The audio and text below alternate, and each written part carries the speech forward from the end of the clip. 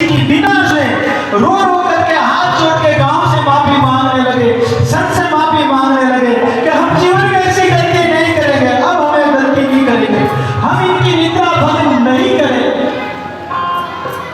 गांव वालों को पता ही नहीं, और जिस संत ने दर्शन किए उस संत ने और कुछ नहीं किया, रोते हुए उस बालक को हृदय से लगा लिया, गले पर लगा लिया। अरे अपराध सो हमसे हुआ है कि ऐसे बालक की सत्संग में हमें भंग डाला है।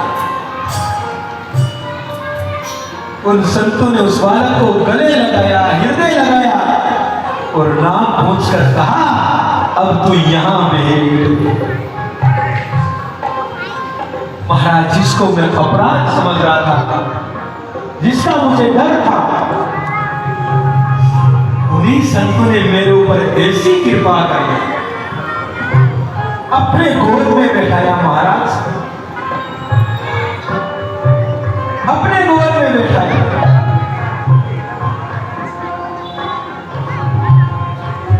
और उन्हीं संतों की कृपा से हर दिन अब तो सत्संग का आनंद आने लगा। और मेरी माँ के ये संतों ने बोल दिया कि भाई ये तमाम नहीं, हमारे पास सत्संग करेगी जिस माँ ने ऐसे बालक को जन्म दिया है। सदगुरु कब किस पर क्या कृपा कर दे कुछ पता नहीं चलता।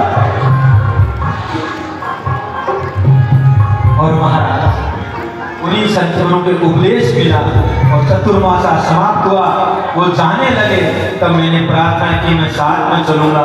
उन्होंने मना कर दिया, नहीं, सबसे पहले जीवन के अंदर माता पिता की सेवा, और जब तक माता पिता की सेवा जीवन में नहीं है तब तक जीवन में कुछ नहीं कर पाऊंगा।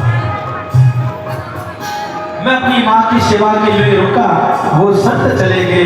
उन्होंने कहा जीवन में आना है तो इस उत्तर दिशा की ओर आ जाना, तुम्हें मिल जाए। अब होता यूं है, मंत्र दिया गया, कहा तुम इस मंत्र का जाप करो।